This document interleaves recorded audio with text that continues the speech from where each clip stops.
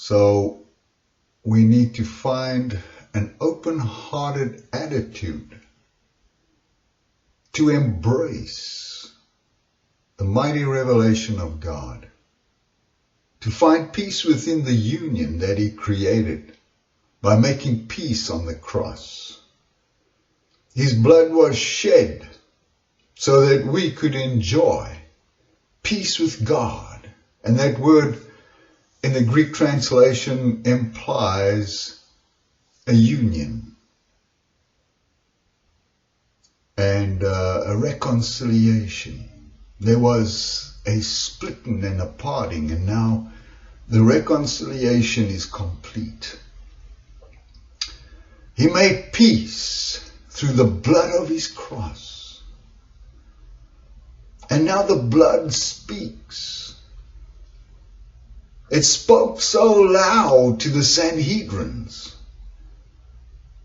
that it split the veil which veiled the holy place from the most holy, from the top to the bottom.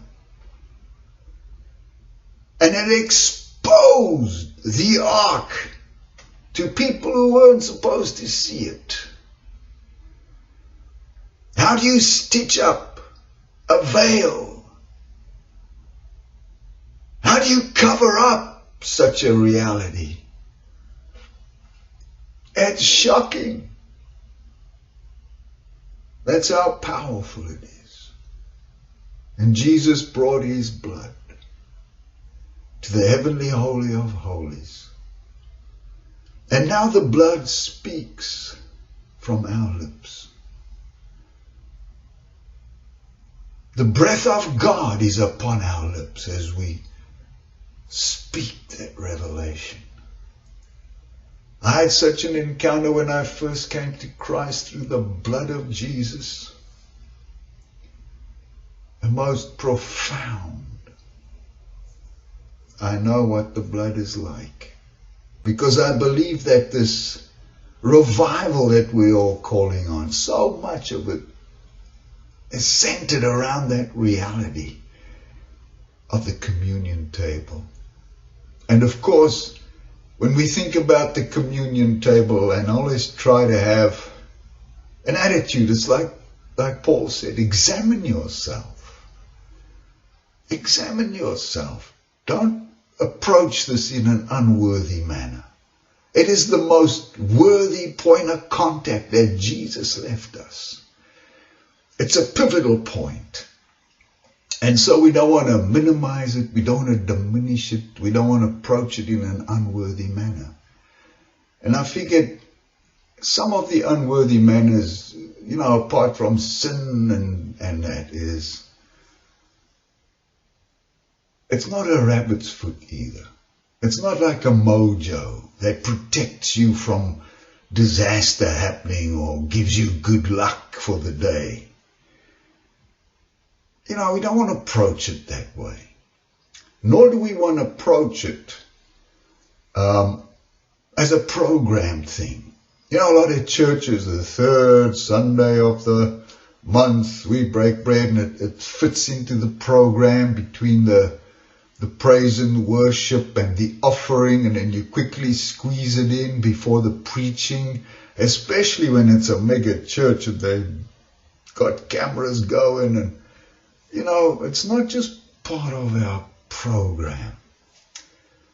It also isn't like the Catholic thing, which is filled with false piety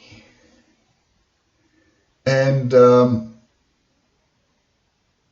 religious roughness, religious rigor.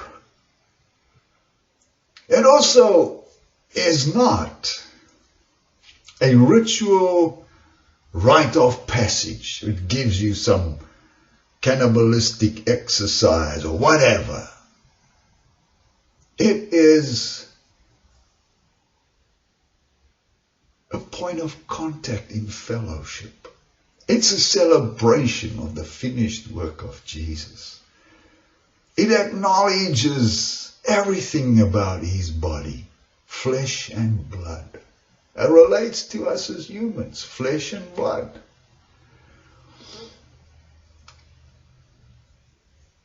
It's the feasting of the table of God which is set in the presence of our enemies.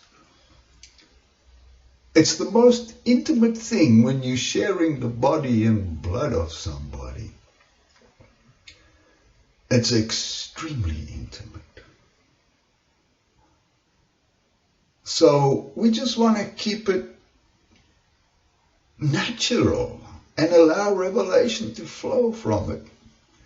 And he says, as oft as you partake of this.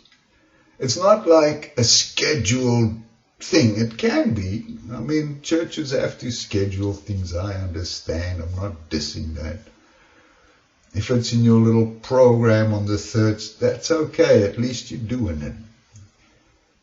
But it says, oft as you do it. Do it in remembrance of me. So often, it doesn't matter how many times you do it, or how few times. There's no condemnation. The only question is to examine your heart. And make sure it's not religious. Make sure it's not a mojo. Make sure it's not a ritualistic rite. Make sure it's not just a rigorous liturgy. You know, it's a living reality.